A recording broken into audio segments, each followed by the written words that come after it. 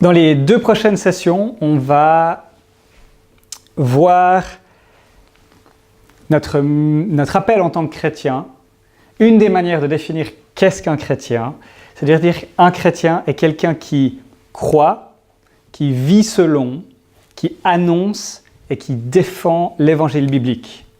D'accord ? Ça, c'est une des manières de définir ce que c'est un chrétien. Un chrétien, c'est quelqu'un qui croit, qui vit selon, qui annonce et qui défend l'évangile biblique.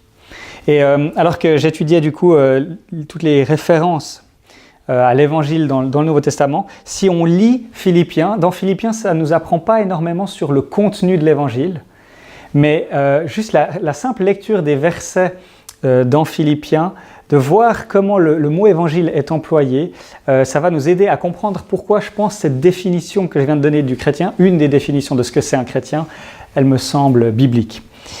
À cause de la part que vous prenez à l'évangile depuis le premier jour jusqu'à maintenant.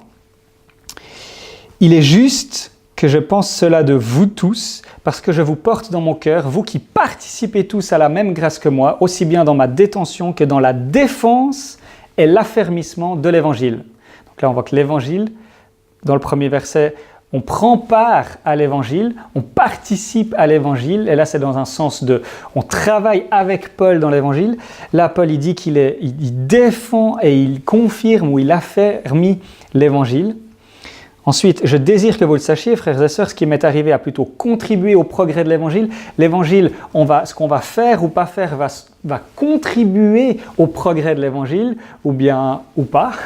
Donc on voit que l'évangile, c'est quelque chose, en fonction de ce qu'on fait, ça va soit permettre le progrès de l'évangile.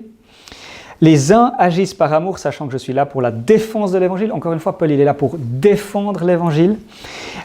Seulement, conduisez-vous d'une manière digne de l'évangile. Notre style de vie, il peut être en accord avec l'évangile ou pas.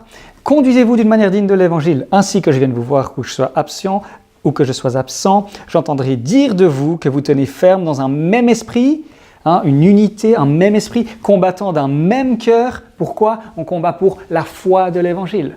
C'est un combat, on est dans une guerre pour que les chrétiens puissent croire l'évangile, croient plus l'évangile que leur sagesse humaine, et puis aussi auprès des non-chrétiens.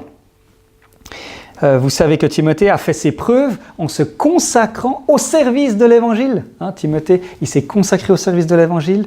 Toi aussi, mon fidèle collègue, je te demande de les aider, elles qui ont combattu pour l'évangile avec moi. On combat pour l'évangile. Vous le savez vous-même, Philippiens, au début de la prédication de l'évangile, lorsque j'ai quitté la Macédoine, aucune église n'a pris part avec moi à un tel échange de contributions. Vous avez été les seuls à le faire, vous étiez les seuls à me donner de l'argent pour le service de l'évangile. Donc l'évangile, on donne de l'argent pour le progrès de l'évangile.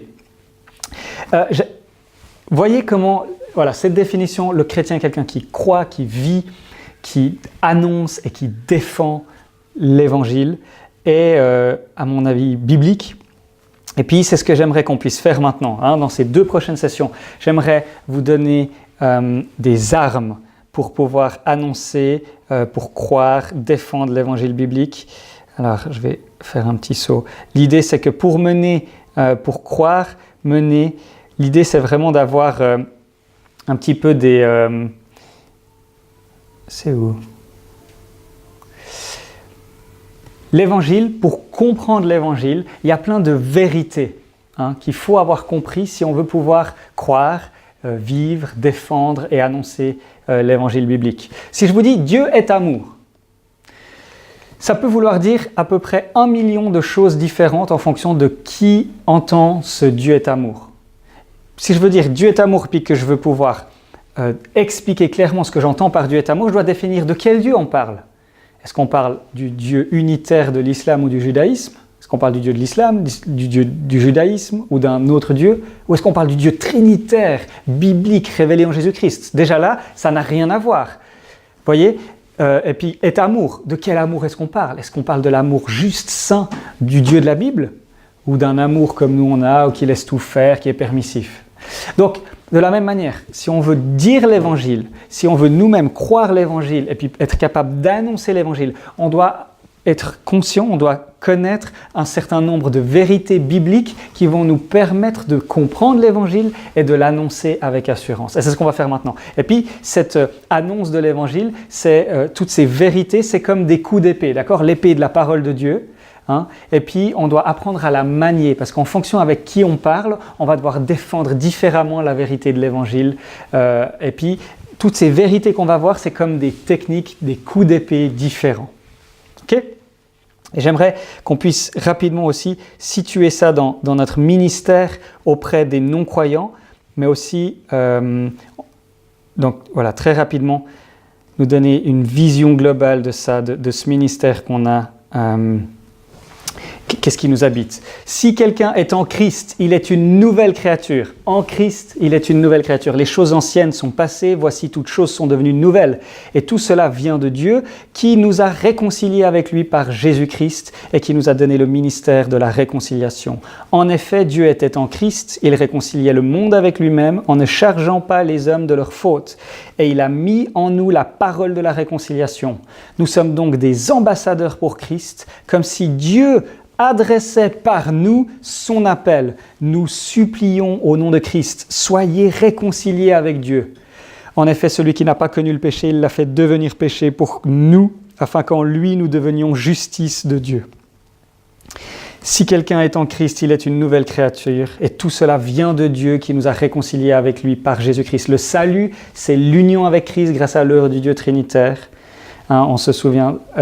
Et Paul, d'avoir compris ça, on va être amené à supplier les gens de se convertir. D'accord? Nous vous supplions au nom de Christ, soyez réconciliés avec Dieu. Ça, c'est notre ministère. Et voyez ce qui est dit. Dieu, il a mis en nous...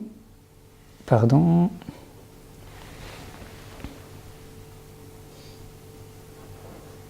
Dieu adressait par nous son appel. Quand on annonce l'Évangile, quand on dit aux gens « Réconciliez-vous avec Dieu, soyez réconciliés avec Dieu, mettez votre foi, reconnaissez Jésus comme le Seigneur et le Sauveur. » Quand on fait ça, c'est Dieu lui-même qui parle à ces personnes, qui adresse l'invitation à croire et à vivre selon l'Évangile. C'est incroyable. Ce à quoi on est invité, on a le privilège, Paul parle à un endroit du privilège de pouvoir avoir reçu l'Évangile et de pouvoir le partager. Nous sommes des privilégiés d'avoir ce message de la réconciliation et nous sommes des ambassadeurs. Et ça doit être cette joie qui nous motive à partager l'Évangile. Mais il y a un vrai encouragement pour nous. Et voilà, j'aimerais nous donner qu'est-ce que c'est l'évangélisation. Le chrétien, être créé en l'image de Dieu signifie qu'on est en relation avec Dieu et avec la création. D'accord? L'être humain, tout être humain est en relation avec Dieu. Et le non-chrétien, le non-chrétien, il est en relation avec Dieu. Il connaît Dieu. Il est en relation avec lui, mais il est dans une relation de haine avec lui. On croit souvent que le péché nous sépare de Dieu. Ce n'est pas la meilleure image pour parler du péché. Elle est biblique, mais le non-chrétien, il est toujours en relation avec Dieu, sauf qu'il déteste Dieu, il est rebelle à Dieu, il ne veut pas lui obéir, et il mérite la punition de Dieu et la sainte colère de Dieu. Et puis, le chrétien, il est réconcilié avec Dieu, c'est-à-dire qu'il obéit, il aime Dieu, il fait confiance à Dieu et il est dans l'approbation, l'amour, la bénédiction de Dieu parce que Dieu le voit en Christ. D'accord? Donc, le non-chrétien, c'est pas qu'il ne connaît pas Dieu, qu'il n'est pas en relation, il est en relation avec Dieu, il connaît Dieu, mais il le connaît comme son ennemi. Et c'est important pour nous, alors qu'on va maintenant se préparer à annoncer l'Évangile. Quand on annonce l'Évangile à un non-chrétien, on sait qu'il connaît Dieu, il sait qui est Dieu et qu'il devrait le glorifier. Et tout ça, je le tire du passage de Romains 1, 18, 25. Les non-chrétiens, ils tiennent la vérité prisonnière. Il nous est dit au verset 21 que tout en connaissant Dieu, ils ne lui ont pas donné la gloire qu'il méritait. Les non-chrétiens connaissent Dieu personnellement, intimement, mais ils ne veulent pas le glorifier. Et puis, ils ont remplacé la gloire du Dieu incorruptible par des images qui représentent l'homme corruptible. Donc, quand on annonce l'Évangile, on sait que la personne qu'on a en face de nous, elle est dans cette situation, elle est en guerre avec Dieu. C'est pour ça qu'on supplie les gens, mais soyez réconciliés avec Dieu. Quelle bonne nouvelle, vous pouvez maintenant, grâce à Jésus, à nouveau être en paix avec Dieu. Soyez réconciliés. On vous en supplie, soyez réconciliés. Donc on n'est pas là en train de prouver que Dieu existe. Les gens savent que Dieu existe, savent qu'ils devraient le glorifier. Et on les invite à confesser que Jésus est Seigneur et qu'ils doivent obéir à Jésus. Et confesser que Jésus est le Sauveur, que c'est le seul moyen pour eux d'être réconciliés avec Dieu. qui est en colère contre eux. Ok? Voilà notre ministère. Et puis maintenant, on va voir justement que c'est un combat. D'accord? C'est un combat. Paul nous dit, si notre évangile est encore voilé, il l'est pour ceux qui périssent, pour les incrédules dont le Dieu de ce monde a aveuglé l'intelligence afin qu'ils ne voient pas briller l'éclat que projette l'évangile de la gloire de Christ. Vous voyez ça, on est dans un combat spirituel. Satan maintient les gens aveuglés. On prêche l'évangile qui est glorieux, qui est la sagesse de Dieu. Et eux, ils ne voient pas briller cela. Ils sont aveugles, ils ne peuvent pas voir. On prêche l'évangile, pour nous, c'est la sagesse et la puissance de Dieu. Et pour eux, c'est la folie, c'est une folie et c'est un scandale. Pour ceux qui périssent, c'est une folie et un scandale. Et on est dans un combat et on doit se battre et on doit être équipé, et c'est ce qu'on va faire maintenant. On doit être équipé avec les vérités de l'Évangile, les vérités de la Bible, pour pouvoir mener ce combat contre les mensonges de l'ennemi, afin d'annoncer l'Évangile, de défendre l'Évangile, de nous sacrifier pour l'Évangile, comme on l'a lu dans Philippiens. Ok? Donc, je vais vous donner un ensemble de vérités. Oups, c'était là. On va voir plus ou moins toutes ces vérités-là. On verra jusqu'où on arrive à aller ce soir même. Ça, c'est des vérités qui, me semblent, vont être utiles pour que nous, premièrement, on comprenne l'Évangile, qu'on soit convaincus que l'Évangile, c'est que la vision chrétienne du monde, et en particulier la bonne nouvelle de Jésus, c'est pertinent, c'est cohérent. D'accord? Il n'y a pas de message plus rationnellement crédible que l'Évangile. Il n'y a pas de message plus existentiellement satisfaisant que l'Évangile. Et puis, il n'y a pas de message plus éthiquement pertinent que le message de l'Évangile, que la vision biblique du monde. Donc là, on va voir des vérités qui nous aident à nous-mêmes voir la pertinence, la cohérence, la beauté de l'Évangile, pour qu'on soit à l'aise quand on annonce l'Évangile. Maintenant, ça ne veut pas dire qu'une fois qu'on sera plus cohérent, plus pertinent dans notre manière de présenter l'Évangile, que les gens vont se convertir. Ils vont continuer à trouver que c'est une folie et que c'est un scandale. Parce que comme on le verra, il faut le miracle de la nouvelle naissance pour que les gens... Mais nous, on doit être équipés pour pouvoir annoncer fidèlement l'Évangile. Et c'est ce genre de vérités qui, moi, m'ont vraiment aidé, qui sont bibliques, qui vont essayer de nous donner un peu la grande vision, et puis, j'espère, vont vous encourager dans l'annonce de l'Évangile. On commence avec la vie parfaite de Dieu. On croit en un Dieu trinitaire. Il y a un seul Dieu qui existe de toute éternité en tant que Père, Fils et Saint-Esprit. D'accord? La doctrine de la Trinité, on peut la formuler simplement en disant il y a un seul Dieu, le Fils est Dieu, le Père est Dieu, le Fils est Dieu, le Saint-Esprit est Dieu. Le Saint-Esprit n'est pas le Père n'est pas le Fils n'est pas le Saint-Esprit. Il y a un seul Dieu. Et puis, voilà, là on a dit toutes les vérités qu'il y avait à dire au sujet de la Trinité. Donc on croit qu'il y a un seul Dieu, Dieu existe, il y a un seul Dieu qui est un en essence, et puis trois en personne. C'est le mystère de la Trinité. On sait que c'est vrai, mais on ne sait pas comment c'est possible que ce soit vrai. On va pas mal parler des mystères pour comprendre la vision biblique du monde, pour comprendre l'Évangile. On doit comprendre ce que c'est un mystère. Un mystère, c'est quelque chose qu'on sait que c'est vrai. On sait que Dieu est un en essence et qu'il est trois en personne, mais on ne sait pas comment c'est possible que ce soit vrai.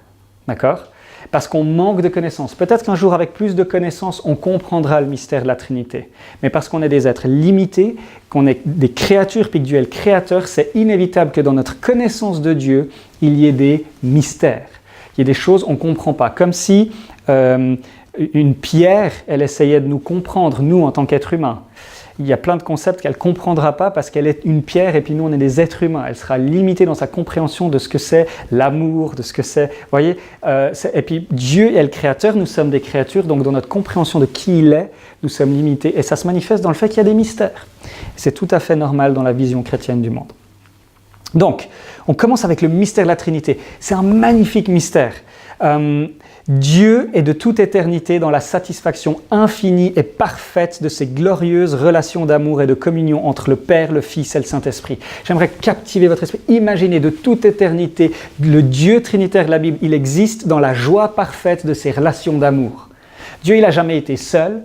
Dieu, il n'a jamais été « Ah, je ne me sens pas aimé ». Dieu, il était toujours il n'a jamais été triste et il ne sera jamais triste. Il a toujours été dans la joie parfaite de ces relations glorieuses entre le Père, le Fils et le Saint-Esprit. C'est ce qui différencie le christianisme de tous les autres monothéismes.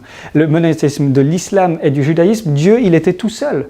Il n'était pas relationnel, il n'était pas amour. Non, le Dieu de la Bible, il a toujours été relationnel et il a toujours été amour. Parce que depuis toujours, il est dans la relation parfaite entre le Père, le Fils et le Saint-Esprit. Et il est depuis toujours amour parce que depuis toujours, le Père aime le Fils par l'Esprit, le Fils aime le Père par l'Esprit. Et ça doit captiver nos esprits parce qu'on a c'est le seul Dieu concevable. Hein, le Dieu trinitaire de la Bible, c'est le seul Dieu concevable. Il n'y a pas un autre Dieu qui est concevable. On ne peut pas penser à un Dieu plus grand que le Dieu trinitaire. Et d'ailleurs, tous les dieux unitaires, ils ne sont pas vraiment Dieu. Parce qu'ils ne peuvent pas être amour avant de créer l'être humain. Ils ne peuvent pas être relationnels avant de créer l'être humain. Ok ? Dieu, il était dans la satisfaction parfaite et infinie de ses relations d'amour. Dieu, je pense que c'est clair, il n'a pas eu besoin de créer l'homme pour être amour. Il a toujours été amour, il n'a pas eu besoin de créer l'homme pour être relationnel. Il a toujours été relationnel, il n'a pas eu besoin de créer l'homme pour être glorifié. Hein. Dieu, il a toute la gloire dont il a besoin. On n'apporte pas plus de gloire à Dieu quand on le glorifie. Et puis, il n'a pas créé l'homme pour lui apporter la joie ou quoi que ce soit d'autre. Il avait toute la joie parfaite dont il avait besoin. D'accord ? Donc, nous n'apportons rien à Dieu, il est parfait. C'est plutôt la grâce, il nous a créés par amour afin qu'on puisse communier à la joie parfaite de la relation entre le Dieu trinitaire. Donc, voyez comment c'est incroyable que l'Évangile nous permet d'être unis avec Christ parce qu'on est introduit dans la relation du Dieu trinitaire. C'est complètement incroyable. Ensuite, ce Dieu, il est saint, juste et amour. D'accord ? On doit réaliser que le Dieu de la Bible, il est saint, juste et amour. Que le Dieu de la Bible, il est Seigneur. Qu'en tant que Seigneur, il contrôle tout. Rien de ce qui se produit dans l'univers n'échappe au contrôle de Dieu. Tout ce qui arrive et est permis par Dieu, est sous le contrôle de Dieu. Dieu contrôle tout, Seigneur contrôle tout. Seigneur a tous les droits parce qu'il nous a créés, nous lui appartenons. Il peut exiger ce qu'il veut de nous et nous devons lui obéir. Le Seigneur a tous les droits, il peut nous donner tous les commandements qu'il veut, on doit lui obéir parce qu'il est Seigneur. Et Seigneur est proche de nous. Le Dieu de la Bible, il est proche de nous, c'est un Dieu qui fait alliance, qui entre en relation et qui va être proche de nous. Dieu a tout créé. Dieu a tout créé, et parce que Dieu a tout créé, donc là, ça va pour cette première vérité qu'on a vue au sujet de Dieu, la Trinité, Dieu est saint, juste et amour, il est parfait, et Dieu est Seigneur. On a vu 3 choses, très rapidement. Dieu a tout créé, la bonté parfaite de la création. Dieu regarda tout ce qu'il avait fait et il constata que c'était très bon. C'est essentiel qu'on soit au clair que tout ce que Dieu a créé, Adam et Ève y compris, était très bon. Comme on l'a dit avant, Dieu nous a créés, nous lui appartenons et nous devons lui obéir. Ça, c'est une vérité essentielle. Beaucoup de gens vont avoir de la peine avec l'idée qu'ils doivent reconnaître Jésus comme le Seigneur de leur vie. Cette vérité, elle va vous aider. J'utilise tout le temps la même image parce qu'elle est géniale. Imaginez que j'ai fait un dessin, je vais vous montrer, où j'ai fait un bricolage. Est-ce que j'ai le droit d'afficher mon dessin au mur ? Oui, c'est moi qui l'ai fait, j'en fais ce que je veux. Est-ce que j'ai le droit de le chiffonner et de le jeter à la poubelle ? Oui, c'est moi qui l'ai fait, j'en fais ce que je veux. Est-ce que j'ai le droit de le mettre dans un tiroir et de l'oublier ? Oui, c'est moi qui l'ai fait, j'en fais ce que je veux. Dieu nous a créés, nous lui appartenons, il peut exiger ce qu'il veut de nous. Il peut faire ce qu'il veut de nous. Et on doit comprendre cette vérité, accepter cette vérité, et ça va nous aider à annoncer l'Évangile. Quand on parle avec un non-chrétien, il appartient à Dieu, qu'il le croie ou non, qu'il en ait envie ou non. Il est la propriété de Dieu. Et il doit faire ce pourquoi il a été créé. Dieu aurait pu nous créer, si Dieu était mauvais, il aurait pu nous créer pour qu'on souffre. Or, bonne nouvelle, le Dieu de la Bible, il est saint, juste et amour. Et parce qu'il est amour, il nous a créés pour qu'on puisse être heureux avec lui dans la joie de la communion du Dieu trinitaire. Mais on doit se rappeler que Dieu nous a créés et nous lui appartenons. Si on veut pouvoir annoncer l'Évangile, on doit avoir compris cette vérité. Impossible autrement. Dieu ne nous a pas créés libres de l'aimer ou de ne pas l'aimer, il nous a créés pour qu'on l'aime.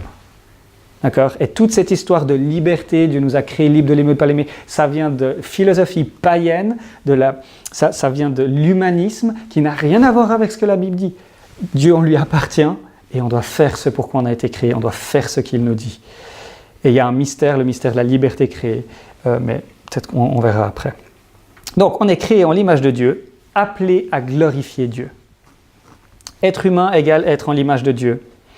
Et puis être en l'image de Dieu signifie être en relation avec Dieu et avec la création. Je vais aller un petit peu plus vite sur cette partie. Mais le fait d'être en l'image de Dieu implique que l'image de Dieu signifie être en relation avec Dieu et en relation avec les autres. Et la nature de cette relation avec Dieu, il y a plein d'éléments qui peuvent nous aider à comprendre cette relation. On va juste en prendre deux. C'est que être en relation avec Dieu a pour conséquence... Alors, pardon... Ça, on a déjà vu, hein. Adam et Ève dans le jardin, ils étaient dans une relation parfaite d'obéissance, d'amour et de confiance naturelle, et ils étaient sous l'approbation, l'amour et la bénédiction de Dieu. Et puis, voilà. Moi, je vous ai déjà dit ça avant, hein. C'était ce que je vous disais avant, que souvent on voit que le péché nous sépare de Dieu, mais ce n'est pas une image biblique, enfin, ce n'est pas la meilleure image. On a meilleur temps de voir les choses ainsi, qu'on est toujours en l'image de Dieu, donc toujours en relation avec Dieu, mais qu'on est en rébellion contre Dieu et qu'on demeure sous la juste punition et la sainte colère de Dieu. Ok. Donc dans la Bible, soit on est en guerre, soit on est en paix avec Dieu. Donc ça, on a déjà vu, excusez-moi. Donc voilà, deux conséquences ou éléments liés au fait d'être en l'image. Parce qu'on est en l'image de Dieu, on est appelé à être la gloire de Dieu dans le monde. Et puis, parce qu'on est la gloire de Dieu dans le monde, ça a deux conséquences. C'est qu'on va glorifier Dieu et puis on va glorifier Dieu de deux manières. Okay? Donc, l'image de Dieu, on reflète, d'une certaine manière, on est la gloire de Dieu dans le monde. On est appelé à refléter Dieu dans le monde. Et parce qu'on est en l'image de Dieu, cela implique qu'on est par essence appelé à glorifier Dieu. On a été créé pour glorifier Dieu et on va glorifier Dieu en aimant Dieu, en adorant Dieu, en étant humble, et on va glorifier Dieu en aimant notre prochain, en représentant Dieu, en travaillant. D'accord ? C'est voilà, une manière de résumer tout ça. En tant qu'être humain, en l'image de Dieu, nous appartenons à Dieu et nous avons été créés pour glorifier Dieu. Et puis on le glorifie en aimant Dieu et en aimant notre prochain à la lumière de l'amour de Dieu pour nous. Pourquoi est-ce que Dieu a créé l'homme ? Dieu a créé l'homme pour sa propre gloire. Hein, Dieu nous a créés pour sa propre gloire. Je dirais au nord, donne, et au sud, ne retiens pas. Ramène mes fils des pays lointains et mes filles de l'extrémité de la terre, tous ceux qui portent mon nom, que j'ai créé pour ma propre gloire, que j'ai façonné, que j'ai fait. En effet, c'est en lui que tout a été créé, dans le ciel et sur la terre, le visible, l'invisible, trône, souveraineté, domination. Tout a été créé par lui et pour lui. Dieu nous a créés pour lui, pour sa propre gloire. Et Dieu fait tout pour sa propre gloire. On va passer ça, mais comment concilier le fait que Dieu nous a créés pour sa propre gloire et le fait qu'on a tous envie d'être heureux. Et là, c'est John Piper. Je vous encourage à lire le livre de John Piper, Prendre plaisir en Dieu. Dieu nous a créés on a tous envie d'être heureux parce que Dieu nous a créés pour être heureux. Et glorifier Dieu et être heureux, ce n'est pas deux choses incompatibles, mais Dieu nous a créés pour glorifier Dieu en étant heureux en lui. Et Dieu est pleinement glorifié dans nos vies quand nous sommes totalement satisfaits en lui. Ça, c'est la phrase de John Piper.